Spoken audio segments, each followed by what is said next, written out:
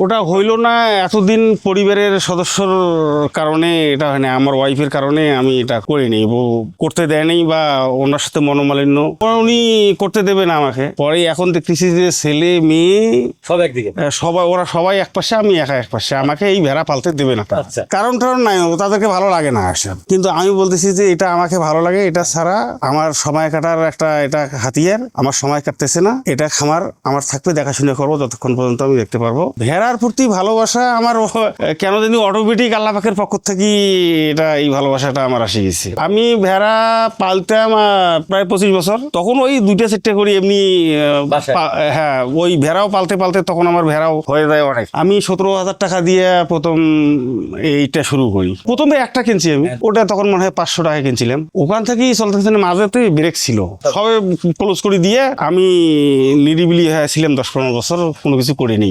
তারপর আমি আবার ধারণা যে আমাকে আবার ওই যে ভেড়া পালতাম আমার, আর এই আমি ভেড়ায় পালবো, কারণ ভেড়া পাললে আমার সময়টাও কাটবে, ওখান থেকে একটা ইনকামও আসবে এবং আমাকে দেখতেও ভালো লাগে, আমার মনটা সময়টা ওভাবে কেটে যাবে। আমি ডাল ভর্তা ভালোবাসি, ডাল ভর্তা হইলেই আমার একটু যথেষ্ট পরিপূর্ণ ত্রুটিপূর্ণভাবে খাওয়া হয়। কিন্তু আমি সেখানে মাংস চাবো কিভাবে? আমার যে মাংস 1 কেজি কিনার অ্যাবিলিটি নেই, থাকলেও আমাকে ওই মাংসটা ভালো লাগে না, আমাকে ডাল ভর্তাই ভালো লাগে, ডাল ভর্তা তৃপ্তি সহকারে। তা আমি আল্লাহর কাছে নিয়ত করছি যে আল্লাহ, আমি এগুলা পালবো, তার সাথে হালাল ডাল ভাত খাবো, এবং আমি এগুলার ওসিলায় যেন আল্লাহ আমাকে নবীজির রওজা জিয়ারত করায়, আমি যেন হজ করতে পারি, এইরকম একটা পরিকল্পনা নিয়ে আমি এটাতে নামছি। এখন আমার ভেড়া 30টা ছিল, 30টা থেকে আমি বিক্রি শুরু করছি। এখন আমার ভেড়া 4টে বিক্রি করছে, আরো 26টা আছে। আরো আমি ভেড়া 3টে গাভিন ভেড়া 3টে আছে, ওইটাও আমি বিক্রি করব।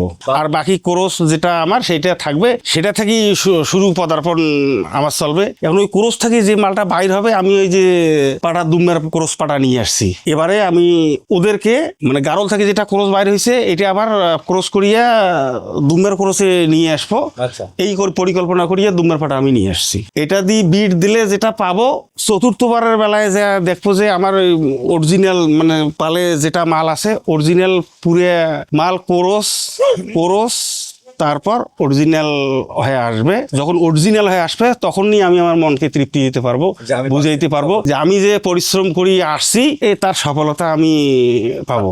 আর এই সফলতা পর্যন্ত আমি অপেক্ষায় আছি, আমি চেষ্টা চালিয়ে যাব। আমি মালের জন্য বহুত জায়গা গেছি, বাংলাদেশের বিভিন্ন জায়গায় গেছি আমি এই মাল দেখতে এবং ক্রয় করতে। আমি এটা খুলনা থেকে নিয়ে আসছি, সেটা আমি বিক্রি করে দিছি।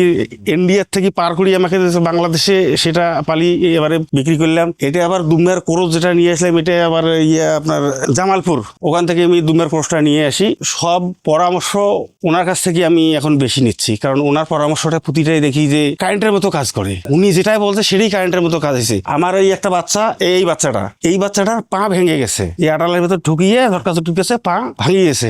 তো আমি ফোন দিলাম যে ভাই আমার এই সমস্যা হয়েছে। তখন উনি বলছে যে আপনাকে ওটাতে কিচ্ছু করতে হবে না, ও 3 পাউন্ড দিয়ে হাঁটি বেড়াও। ঠিক আছে, কিছু করলাম না।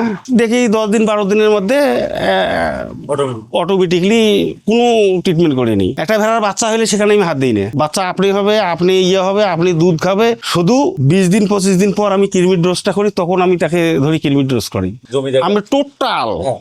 আমি টোটাল কোনো দিকে তাকাই না, শুধু আমার ভেড়া ছাড়া পরিবার সব না, আমি কোনো দিকে তাকাই নি। তারা একবেলা খাইতে দেবে কি দেবে না চাইলাম নাই, ওই খাবার অপেক্ষা থাকবো না। ওদেরকে আমি মাঠে নিয়ে যাই, খাওয়াবো, তারপর পরে চিন্তা ভাবনা করবো।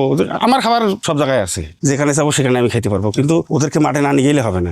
এটা আমার মনটা সতেজ রাখে, আমাকে আনন্দ দেয় এরা। আমি বিভিন্নভাবে আনন্দ পাই এদের মাঝ থাকিয়ে। যে আনন্দগুলো পাই সেটা হচ্ছে যখন বিট দেয়, তখন একটা আনন্দ, ওটা প্রেগনেন্ট হয়ে গেল। তারপর যখন 2 মাস 3 মাস পার হয়ে 4 মাসে যখন পড়ে যায়, তখন আস্তে আস্তে মোটা হয়। আর মোটা হয় যেহেতু ওলা নামতে দেখো একদিন বাচ্চা বাইর করে দিল, এই যখন বাচ্চাটা আসলো তখন একটা আনন্দ।